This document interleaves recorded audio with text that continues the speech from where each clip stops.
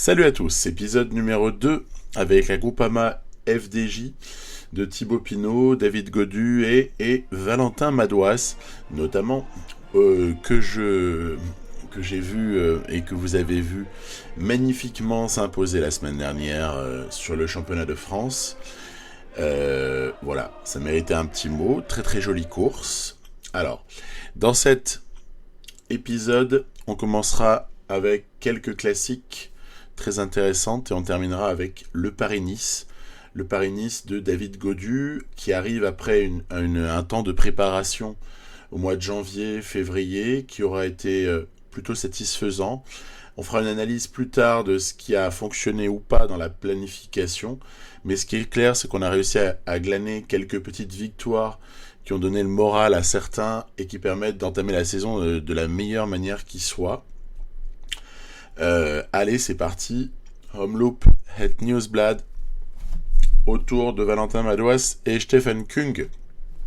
Alors, Stefan Kung est programmé pour Tour des Flandres et Paris-Roubaix. Donc on est sur une forme du jour prévisionnelle qui est négative. Valentin Madouas est lui attendu sur un pic aux alentours de la mi-mars. Donc là déjà ce sera c'est pas la même construction à 15 jours de décalage globalement, hein. 15 jours voire même un peu plus. En ce jour d'Homeloop Het Nieuwsblad, on a Kung à -1, on a Valentin Madouas à +1, ce qui veut dire qu'on a des possibilités de faire quelque chose de propre ici.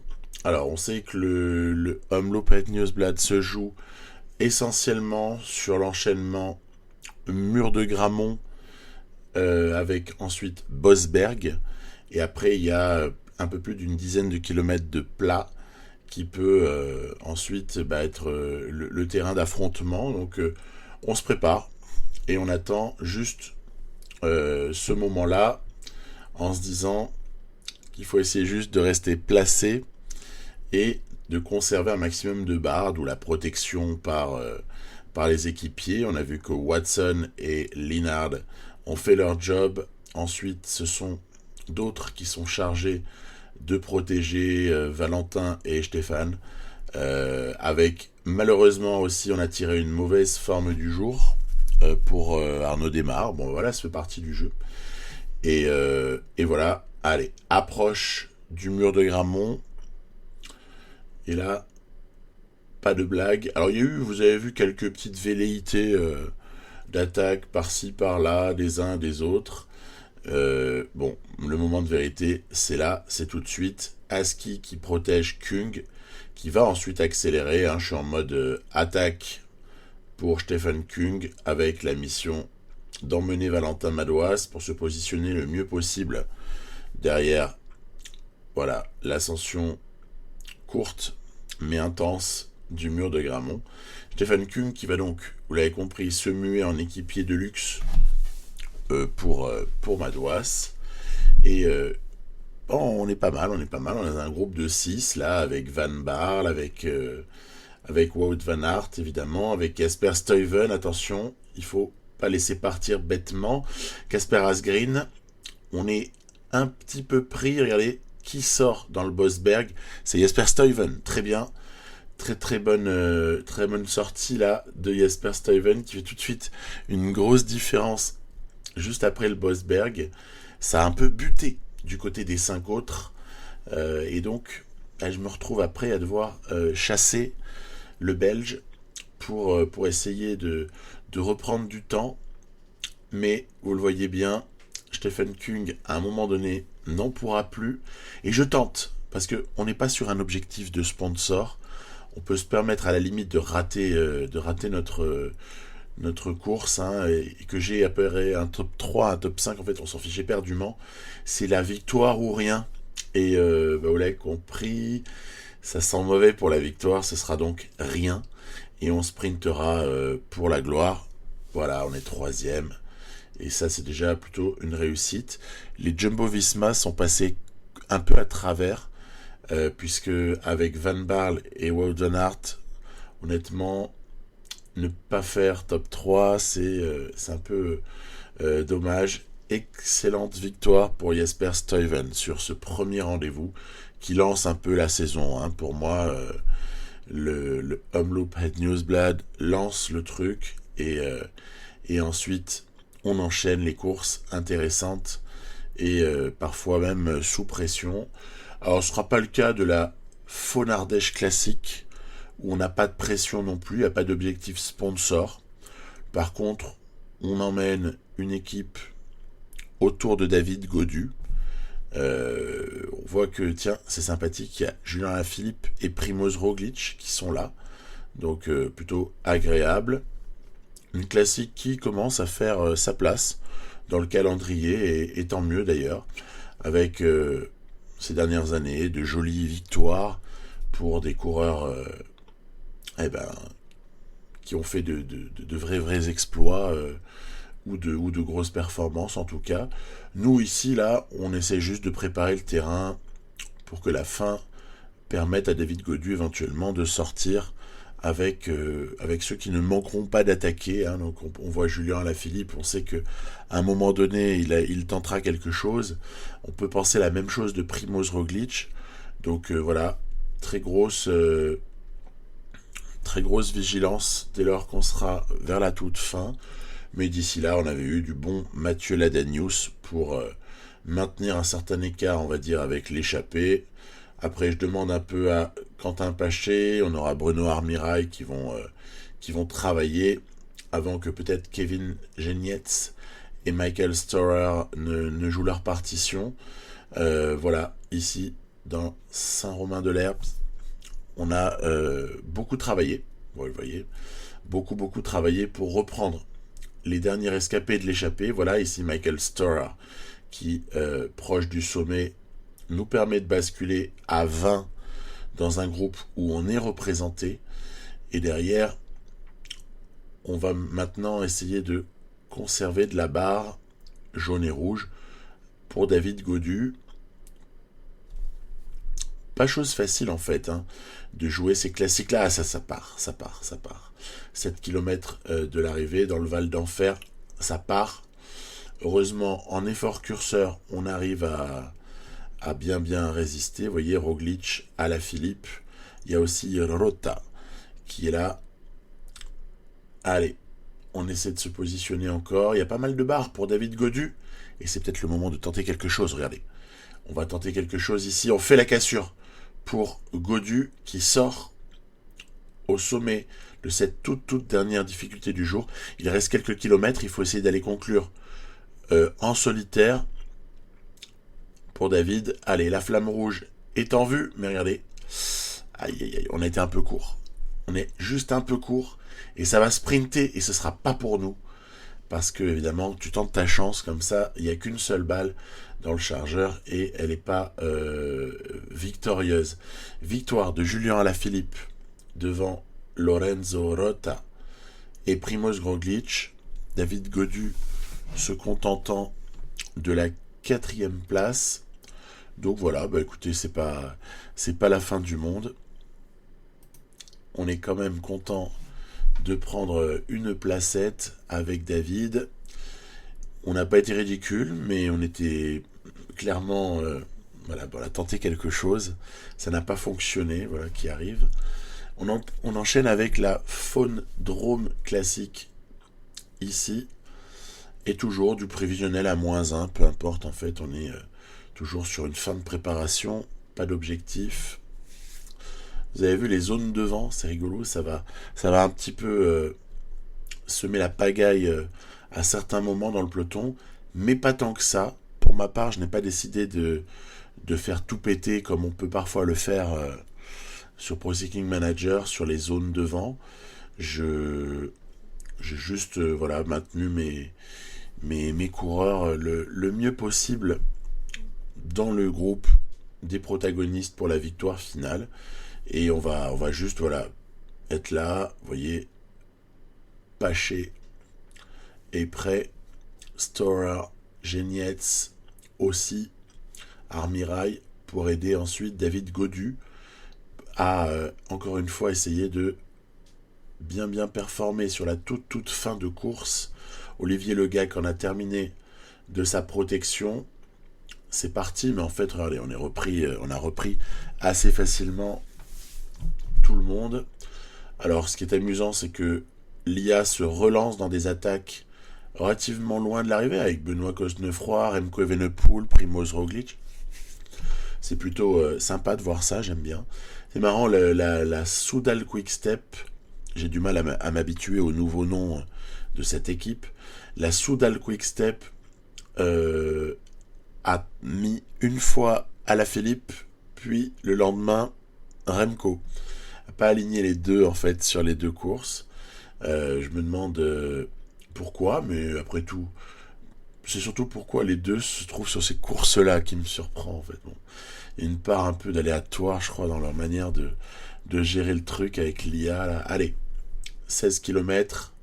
On est pas mal ici. On a réussi peut-être à obliger Remco, champion du monde, à travailler. Voilà, c'était une très très bonne opération. Magnus Sheffield, toujours dangereux.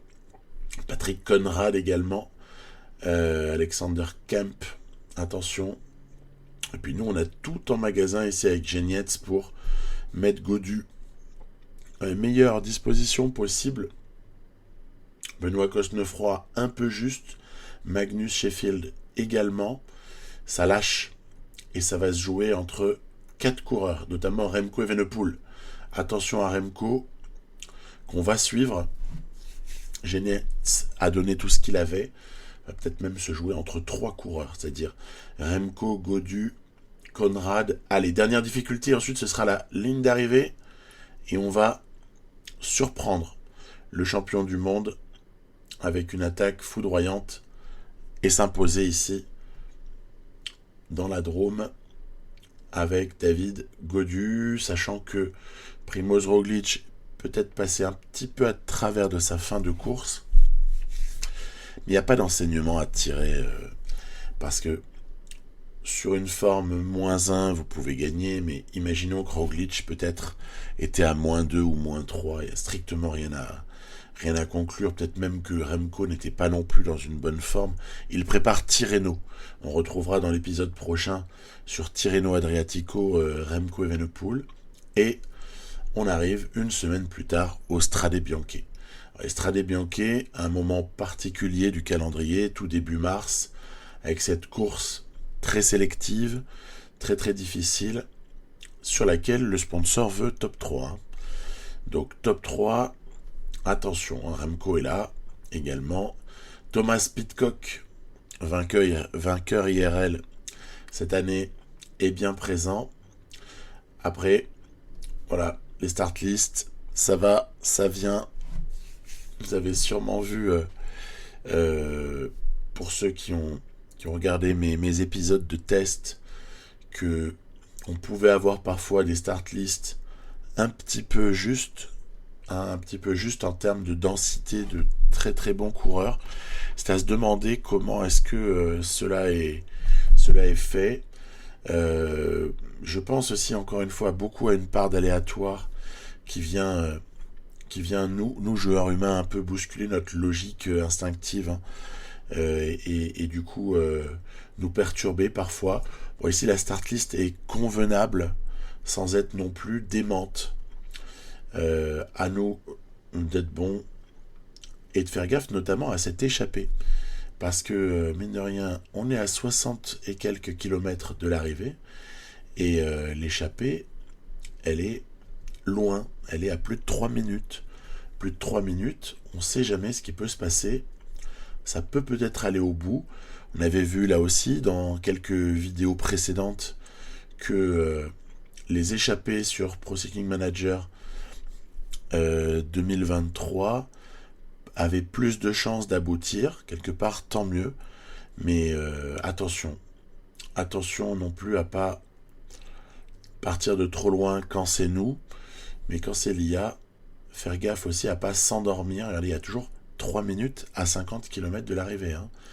Donc attention, on a vu beaucoup Jumbo Visma, Soudal Quick-Step, ainsi que Ineos, bien sûr, batailler dans cette course. pour essayer de maintenir l'écart, mais j'ai trouvé qu'il qu'il le faisait de manière relativement frileuse. Après, voilà, il y a eu quelques velléités, il y a quelques coureurs qui sont sortis. Vous avez vu, j'ai Paché à l'avant dans le groupe Roglic, mais je comprends pas tellement en quoi est-ce que Paché pourra jouer un rôle. En fait, il est sorti involontairement, donc je le relève, je vois que ça revient. Bref, une poursuite de l'échappée désordonnée, anarchique, on pourra dire. Moi, je me relève, hein, parce que de toute façon, Quentin est battu, quoi qu'il arrive dans ce groupe-là, et Ineos fait la chasse. Et moi, je pense qu'il vaut mieux essayer d'emmener Valentin Madouas le plus loin possible. Allez, on va se bouger. Et attention, c'est maintenant. C'est maintenant avec Stefan Kung qu'il faut y aller.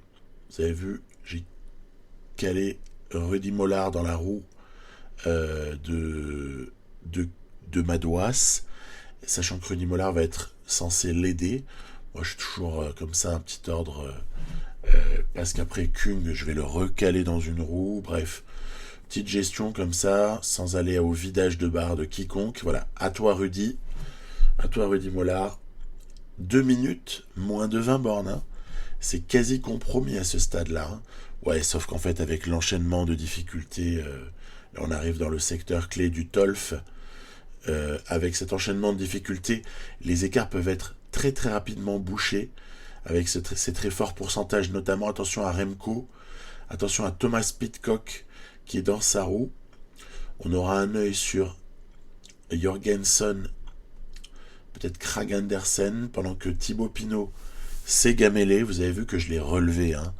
Je l'ai soigneusement relevé à quelques jours de Tirreno Adriatico depuis un petit moment déjà. Il termine la course, mais avec rien qui lui est demandé particulièrement. Donc, par contre, devant, ça travaille déjà. Ça travaille. Stefan Kung chargé de ramener Valentin Madouas. Peut-être Rudy Mollard pour travailler ou pour protéger. Vous voyez, des fois, ça peut être intéressant d'utiliser le coureur en protection. Et allez, voilà, malheureusement pour eux, les 3 hommes partis très tôt, Tesfat Sion, Fortunato, Simon Yates, pas mal quand même, hein, comme petit échappé, hein. Repris vraiment à quelques kilomètres de l'arrivée, et c'est dans la montée de Santa Caterina que tout va se jouer. Donc on va essayer de placer Madouas avec l'inusable Kung, et ensuite advienne que pourra. Vous voyez que j'ai au dernier moment switché dans la roue de Pidcock ou dans la roue de Remco, je ne sais plus, l'un des deux, celle de Remco à mon sens, et ça va se jouer au sprint, ça va se jouer sur la barre jaune quasiment ici là. Allez Madouas, allez Valentin, tu peux le faire mon grand. Et ça passe à un cheveu. Non, c'est Thomas Pidcock qui s'est imposé. Jolie deuxième place pour Valentin Madouas, qui entame vraiment bien cette saison, hein. Il y a eu quelques petites victoires en préparation, et honnêtement, le top 3 sur Omloop, le top 3 aussi sur les Strade Bianche. Cette saison démarre très très bien pour Valentin Madouas, que l'on retrouvera, d'ailleurs c'est la même chose pour Kung, pour Mollard, pour Thibaut Pinot, que je vous montrerai dans le prochain épisode sur Tirreno Adriatico. Pourquoi ? Parce que maintenant, on va se concentrer uniquement sur Paris-Nice. Paris-Nice, sur lequel on a un objectif sponsor également, qui est top 3. Top 3 de Paris-Nice, on est d'accord que c'est gérable avec cette équipe, surtout quand le leader s'appelle David Gaudu. Est-ce qu'on va avoir une répartition intéressante des meilleurs coureurs du monde entre Paris-Nice et Tirreno ? Écoutez, la répartition va être relativement déséquilibrée sur cette carrière-là, et donc là, moi aussi, je crois encore une fois beaucoup à la randomisation des choses par l'IA, et donc c'est pas très grave, mais effectivement, on aura Van Aert, Roglic sur Paris-Nice. On aura Vingegaard ainsi que Pogačar, ainsi que Van der Poel, ainsi que Remco Evenepoel sur Tirreno. Donc vous voyez, c'est plutôt du côté Tirreno que ça va pencher en termes de densité de très très forts coureurs. Allez, on est proche de la fin. Et je vais tenter le petit coup, là, regardez, avec Kevin Genietz. Bon, alors, je sais même pas pourquoi je l'ai tenté, celui-là. Je vous promets, je ne sais pas. En tout cas, ce qui est clair, c'est que ça a complètement déconné. Il y a Kevin Genietz qui sort. Il n'y a personne qui s'organise. Victoire de Kevin Genietz ici. Vraiment, l'IA très très passive sur cette première étape de Paris-Nice. Et là, je me rappelle que c'est pas la première fois qu'une étape 1 de Paris-Nice est excessivement mal gérée sur la toute fin par le jeu. Mais quand je dis ça, c'est vraiment que j'ai l'impression que même 4 ans en arrière, j'ai déjà rencontré ce cas de figure. Et c'est propre à l'étape 1 de Paris-Nice, parce que vous verrez qu'après les sprinters, ils vont pas rester endormis bien longtemps sur la suite des possibilités qui s'offrent à eux. Par exemple, l'étape 2. L'étape 2 sur laquelle on va peut-être essayer quelque chose avec Demar, mais où Sam Bennett, Phil Bauhaus ou Wout van Aert sont favoris. Après, pour Van Aert, c'est comme dans la réalité, il y a quelque chose d'assez amusant. Il y a un petit parallèle qu'on peut établir.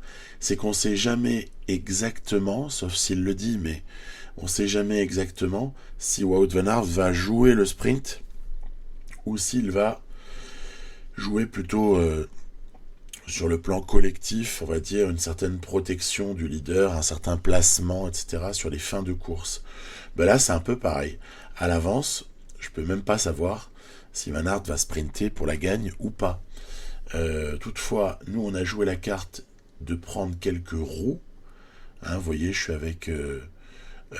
j'ai un peu de placement là pour Aski et pour Armirail, mais Arnaud Démare a une roue, laquelle, celle de Stuyven. Il switch maintenant, regardez. Moi, je devais demander celle de Sam Bennett, mais pour eux, ça circule un peu dans ces derniers kilomètres. Des fois, ça switch. Et on va ici exister. Van Aert a sprinté.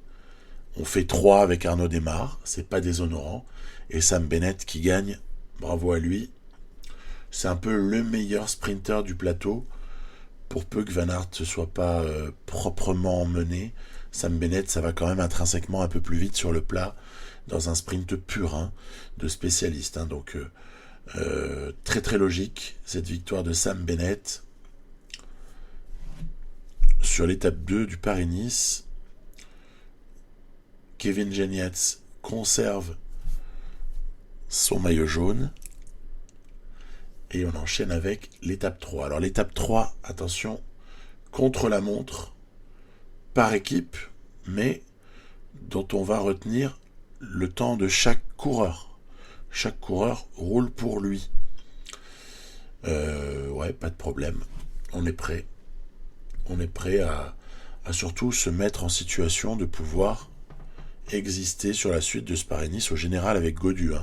Moi, c'est vraiment ma seule obsession sur ce contre-la-montre. Je me dis, on se place au général, on reste à bonne distance et on fait quelque chose de correct. Alors c'est quoi qui est correct? C'est déjà mettre un effort pour chacun à 85, bien se mettre en position de relais pour chacun des coureurs du groupe, en tout cas tant qu'on souhaite qu'ils participent au relais. Vous verrez qu'à un moment donné où je vais en retirer un ou deux de la rotation. Et par contre, voilà, après, on peut augmenter les temps de relais, comme je l'ai fait un peu à Bruno Armirail, passer la moitié de course largement. On a demandé à Bruno de faire durer les relais un peu plus longtemps. Et par contre, on a relevé Stewart et Aski, qui sont peut-être les deux moins performants dans l'exercice, afin de peut-être privilégier sur les derniers kilomètres ceux qui sont les meilleurs. On va prendre le temps sur chaque coureur. Armirail fait un boulot phénoménal. Vous vous souvenez que dans la réalité, c'est Stefan Kung qui a été absolument ébouriffant sur le contre-la-montre de Paris-Nice de l'étape 3, là, cette année, en 2023, avec une performance sublime. Et alors que donc Ineos a remporté le chrono, mais que quand même Genietz conserve son maillot jaune, Kung exceptionnel qui avait mis David Gaudu dans les meilleures dispositions. Et c'était vraiment un joli tour de force. Moi, j'ai plutôt eu envie d'emmener Kung sur Strade Bianche et Tirreno. Voilà des choix un peu différents par moment.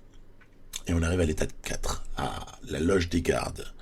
La Loge des Gardes, c'est un emplacement sur lequel on peut faire quelque chose de propre si on travaille bien. Et toute la question pour moi ici, c'est de savoir si on travaille très très dur, quitte à commencer à entamer sérieusement la fraîcheur de certains, ou est-ce qu'on travaille modérément en se disant que l'essentiel de ce Paris-Nice se jouera sur l'étape 5, mais surtout sur l'étape 7 et un tout petit peu pour résister en cas de bon classement sur l'étape 8. Du coup, vous allez voir que je vais pas mettre la même intensité que ce que j'ai mis par exemple en partie test sur Carrière avec Trek et Gaffredo dans une vidéo d'il y a une dizaine de jours. J'avais pas tout mis, une dizaine de jours ou même un peu plus, je ne sais plus. En tout cas, j'avais à ce moment-là mis une énorme intensité sur l'ascension finale. Ici, on va en mettre un peu moins, également parce qu'on n'a pas tout à fait les mêmes moyens de mettre beaucoup de... d'être très agressif, quoi, hein, tout simplement. Hein. Ici, moi, je dispose de Storer, de Genietz, pour aider David Gaudu. Je dispose éventuellement de Bruno Armirail, mais il est clair que Jake Stewart, Arnaud Démare ou Louis Aski sont surtout là pour, on va dire, faciliter les choses dans la plaine pour l'équipe, hein, et non pas sur terrain comme ça, à bon pourcentage, sur terrain accidenté ou difficile. Allez, on y va pépère. On va sortir avec Michael Storer très tardivement, vous voyez, juste pour mettre sur orbite David Gaudu, qui ici va prendre une victoire relativement facile. Auparavant, c'était un peu sorti du côté de Jumbo-Visma, mais rien qui nous fasse bien peur. L'effort curseur avait suffi pour résister. Important, Geraint Thomas qui franchit la ligne. Ouais, Brandon McNulty, autre candidat avec Mikel Landa ou Rigoberto Urán, autre candidat au top 5 hein, sur ce Paris-Nice. On peut tout imaginer. En tout cas, Geraint Thomas, je crois, va prendre le jaune là-dessus, non? Ou alors se positionner. Voilà, que je dise pas de bêtises. Donc, victoire de Gaudu, très bien. Kevin Genietz conserve. Et voilà, Geraint Thomas demeure mieux placé que ne l'est David Gaudu. Ça, c'est un petit reliquat des conséquences du contre-la-montre de l'étape 3. On passe à l'étape 5. Étape 5, a priori, pour un sprinter, on retrouve toujours les mêmes favoris. Tiens, c'est marrant, ils ont switché, ils ont mis Laporte, alors que pour moi, l'immense favori reste tout de même Sam Bennett, parce qu'il a de grandes chances de passer hein, la difficulté que vous apercevez à une vingtaine de kilomètres de l'arrivée. Donc, étape pas passionnante, on va pas se mentir. Le résumé que j'en ai fait va être relativement court hein, et on va juste nous se contenter. J'insiste vraiment sur la fraîcheur, la préservation de la fraîcheur des coureurs. C'est quelque chose qui depuis, je ne sais pas, PCM 2022 ou 21 me paraît encore plus important que ça ne l'était par le passé. Vraiment, hein, si je fais des efforts de malade sur les 5 ou 6 premières étapes de Paris-Nice avec certains, ils vont se fatiguer beaucoup. Et par exemple, les protecteurs, là, ceux qui travaillent tout le temps, Stewart, Aski, voire Arnaud Démare, les protecteurs dans cette équipe peuvent vraiment terminé le Paris-Nice avec un degré de fraîcheur qui est très médiocre. Au contraire de David Gaudu qui a été protégé quasiment tout le temps. Allez, on sprint. Avec Arnaud Desmar peut-être pour passer sur la ligne. Non, il n'a pas, vous voyez, le petit truc en plus qui fait qu'on va passer dans ces circonstances-là. C'est donc un trio Bennett, Van Aert, Coquard qui va occuper le podium de cette étape numéro 5. C'est la deuxième déjà pour Sam Bennett. Et Wout Van Aert fait encore une fois deuxième. Voilà, donc une étape pas harassante. On s'est économisé. On a protégé les grimpeurs et surtout David Gaudu. Et on se retrouve maintenant sur le Money Time de ce Paris-Nice. C'est déjà cette étape 6 qui arrive à la Colle-sur-Loup, où on ne sait pas. En fait, vous voyez, sur PCM, ce type d'étape, vous le jouez pour un sprinter qui passe un peu les bosses, ou tout simplement pour votre sprinter quel qu'il soit, ou vous la jouez pour un puncher. Moi, j'ai l'habitude plutôt de jouer pour les punchers en mode carrière. Souvent, voilà, ce sont les punchers qui souvent s'éclatent dans mes parties parce que ce type de profil est particulièrement adapté à mettre le feu, à prendre des risques par moment, à aller provoquer comme ça des grosses différences. Ouais, mais pour autant, j'étais un peu peiné de ce début de saison pour Arnaud Desmar, que je n'ai pas encore réellement... s'il a levé les bras une fois sur une course de préparation, je ne sais plus exactement laquelle, mais je sais qu'il l'a fait. Pour autant, voilà, j'étais un peu tristouné que le Paris-Nice, pour lui, se résume uniquement à une troisième place sur l'étape 2, quoi. Donc, j'ai joué pour lui. Voilà. J'ai joué pour Arnaud Desmar. Qui dit jouer pour Arnaud Desmar dit ne surtout pas être trop agressif dans la montée de la côte de la Colle-sur-Loup, par exemple, ni même dans ce qui va suivre. Juste jouer, voilà, vous voyez, je suis un effort curseur, protégé, protection là, Bruno Armirail, David Gaudu travaille un peu, mais Arnaud Desmar a encore de la barre.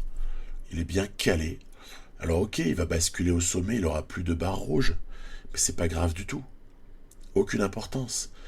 Il y a une petite descente pour se refaire dans la foulée, et après on va de nouveau y aller calmement et emmener Arnaud Desmar et peut-être se donner une chance de lutter avec Wout Van Aert que l'on aperçoit, et c'est bien normal.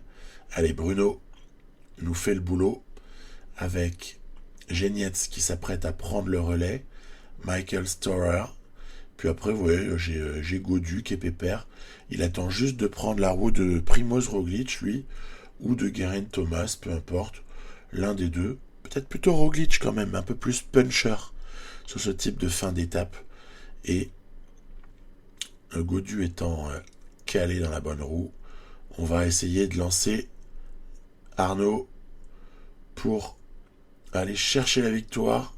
Oh, c'est tendu. Oh, ça revient fort. Regardez. Et là, je vais faire quelque chose de moche.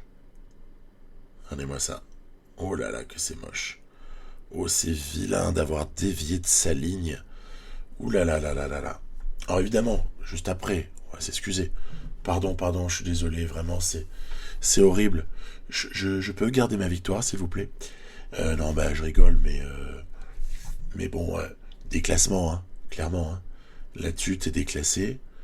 Bon, sur PCM, on peut être un peu coquin et on s'impose, en fait. Donc, elle n'est pas toute belle, celle-là. En fait, elle était jolie dans la manière dont elle était amenée, mais à la fin, non, elle ne devait pas nous revenir. Celui qui termine en trombe comme un fou furieux, c'est Van Aert, c'est lui qui l'a mérité. Donc, on espère que Wout Van Aert sera payé avant la fin de ce Paris-Nice, afin de ne pas rester sur l'amertume de cette deuxième place à la Colle-sur-Loup. Et nous, maintenant, on se concentre sur l'étape Rennes. Col de la Couillole, c'est là que ça va se jouer.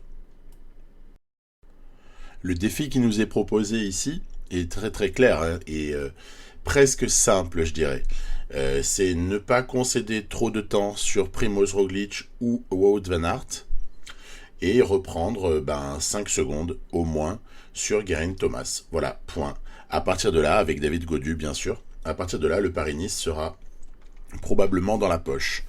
Et donc, on va s'attacher juste à cela, à voir un peu quelle va être la config de cette étape, avec une jolie échappée. Vous avez vu Wout Poels, Ilan Van Wilder, on a vu Champoussin, Leknesund, même De La Cruz là, d'Astana, qui est à l'avant. Mais il y a comme ça un groupe de 12 coureurs, plutôt bon. Hein. Moi, je décide de travailler un peu parce que je pense que ce groupe-là, avec une telle avance qui était liée à une non-volonté de la part de Jumbo-Visma de contrôler réellement l'échappée. Donc, ok, soit, moi à la limite, la victoire d'étape, je suis comme eux, je peux m'asseoir dessus, parce qu'ici, ce qu'on va viser, c'est essentiellement le général. Après, ils se réveillent, regardez, dans l'approche du col de la Couillole. Après, ont-ils l'équipe réellement assez forte pour pouvoir, je dirais, contrôler aussi cette montée et mettre sur orbite Primoz Roglic ou Wout van Aert, on sait jamais. Je sais pas, on va voir. Ça va être tout l'enjeu. Attention à Oscar Rodriguez également, un bon petit client celui-là. Et devant, vous voyez, ça se bat. Geoffrey Bouchard avec Leknesund. Il y a quelques rescapés comme ça de l'échappée du jour qui risquent de s'expliquer pour la victoire d'étape. Nous derrière, on arrête de laisser aux autres la responsabilité, on la prend nous-mêmes. Armirail est protecteur de David Gaudu. Ouais, je me maintiens juste à l'avant ici en effort curseur, 6 bornes de l'arrivée. Genietz va entrer en scène, voilà, très furtivement. Et puis c'est Michael Storer également qui va y aller de sa protection. Donc ici, j'ai vraiment utilisé l'effort curseur protégé. Et après, c'est parti. Allez, David, on y va. David Gaudu qui sort. Après tout, pourquoi est-ce qu'on attendrait que les autres le fassent ? Je vois pas. Je vois pas du tout l'intérêt. Donc David Gaudu qui sort et qui va essayer comme ça de mettre un petit écart aux uns et aux autres. Faut dire que la montée a quand même été très difficile et très impactante en termes de barres rouges et jaunes des coureurs. Donc à partir de là, on est pas mal avec Gaudu. Hein. Et quand je vois que Primoz Roglic commence à accélérer sur la toute fin, je décide de lâcher les chevaux au moment où, regardez, Leknesund prend l'étape. Il s'est imposé donc vis-à-vis de ses compagnons d'échappée. Allez, le plus dangereux, c'est Rodriguez, hein, parmi les favoris. Romain Bardet également. Van Aert qui termine en trombe. Roglic, Uran. C'est bon, on a réussi à faire le job. Mikel Landa n'était pas dans un bon jour. Sepkus n'aura pour ainsi dire servi à rien. Brandon McNulty n'aura pas été peut-être dans un bon état de forme sur ce Paris-Nice. Et derrière, je vous propose ce petit ralenti de l'arrivée de Leknesund qui s'était... donc voilà, ça c'est le petit ralenti victoire. Leknesund s'était débarrassé de ses compagnons d'échappée un petit peu avant la fin. Hein, voilà, il ne gagne pas sur la ligne, hein, il gagne bien avant, à quelques centaines de mètres. Après, il maintient l'écart. Donc voilà, très jolie victoire pour Andreas Leknesund du team DSM. Victoire de prestige. Et derrière, les favoris qui n'ont pas réussi à revenir. Mais en termes de classement général, on a quand même eu la petite explication qu'on attendait avec David Gaudu qui reprend le temps qu'il devait prendre aux uns et aux autres. Et vous voyez l'absence de Geraint Thomas sur le général. Ouais, Geraint Thomas malheureusement a chuté, abandonné sur cette étape-là. Bon, pour autant, on peut penser que ça n'a pas eu un impact catastrophique. C'est juste que ça le prive d'un top 3 ou d'un top 5 au général sur Paris-Nice, c'est quand même dommage, mais bon, pas d'impact. Je pense que Gaudu était au-dessus Là-dessus, il n'y a pas de doute. Et bah oui, la preuve, c'est que finalement, on a Primoz Roglic qui, peut-être comparable à Geraint Thomas hein, sur le jeu, ou même un peu plus fort en fait, hein, qui s'est fait avoir et je pense que il en aurait été peut-être de même. Quoi qu'il en soit, l'étape 8 doit nous servir à juste conserver cette bonne position au classement général. Je fais travailler modérément Bruno Armirail. Après, elle est toujours très nerveuse, elle est assez courte, cette étape 8, et on sait qu'on descendra sur Nice après le passage au col d'Aise, la dernière difficulté de cette étape-là. Donc on demande à très solide hein, Bruno Armirail, hein, on lui demande assez souvent hein, d'imprimer un petit tempo raisonnable, histoire de contrôler l'échappée sans non plus se mettre à mal. Je demande aussi à des moments à Genietz de faire le boulot. On verra que Michael Storer aussi aura son rôle. Voilà, il est bien entouré, hein, David Gaudu avec ces trois-là. Et à côté, dès qu'on a une zone un peu plus calme, avec pas de pourcentage horrible, on peut même demander à Eski, Stewart, outre les protections dont ils doivent assurer la responsabilité, même voire démarre aussi, de rouler un peu sur des zones de descente de cette étape 8. Voilà, hein, tout ça se fait en bonne harmonie, l'équipe est bonne, et honnêtement, il n'y a pas besoin d'emmener 6 mecs capables de grimper pour aider David Gaudu à gagner Paris-Nice, quoi. Juste besoin d'en avoir 3, hein, ça suffit amplement. Arnaud, voilà, qui va s'écarter ici pour laisser la place à Genietz en ce début de montée du col d'Aise. Alors, vous voyez, je joue quand même crânement le truc. On y va. Genietz, Armirail, Storer ont David Gaudu dans la roue et on essaie quand même de reprendre cette échappée. Hein. Juste pour le principe, on laisse faire les mecs en gros effort. 88 curseurs. Je trouve que c'est toujours un très bon dosage, le 88 curseurs. Van Aert qui sort, mais comme un missile au sommet du col. Il y a donc une descente à faire. On va essayer de contester la victoire, au moins dans un premier temps, à Wout Van Aert. Oui, je dis dans un premier temps parce qu'on a tous compris que quand même, sur cette étape-là, si Van Aert fait partie du groupe d'une trentaine de coureurs là, qui arrivent sur la promenade des Anglais, il a toutes les chances de s'imposer. Hein. Mais bon, allez, on roule, on imprime un peu. Après, je vous avoue que j'y crois pas beaucoup pour la victoire d'étape. Ce que je veux simplement, c'est ramener Gaudu à bon port. Il est dans la roue de Roglic. Storer qui nous fait le coup du presque kilomètre. Ça sprinte déjà. Regardez Van Aert, c'est rigolo parce qu'il s'est contenté de suivre et à la fin, blam, il accélère. Limpide. Victoire incontestable, mais là on n'est pas surpris. Hein. Et surtout, David Gaudu qui termine dans le même temps que Rodriguez, que Roglic. Voilà, c'est fait. On n'a pas eu de chute. On n'est pas malheureux sur les scénarios de course. Un commentaire sur la forme du jour. Vous avez vu qu'à aucun moment je n'ai eu mon pic avec David Gaudu sur ce Paris-Nice. Ça, je vous l'avais annoncé dans l'épisode précédent. L'épisode de planification, l'épisode 1. Je vous avais dit que je voulais jouer ce Paris-Nice hors pic de forme, mais avec bonus objectif quand même. Le petit plus 1. Mais sans pic de forme, parce qu'en fait le pic de forme je l'attends de type finissant sur le Tour du Pays Basque. La question par contre, c'est que David Gaudu, son pic, il va le toucher aux alentours du 15 mars.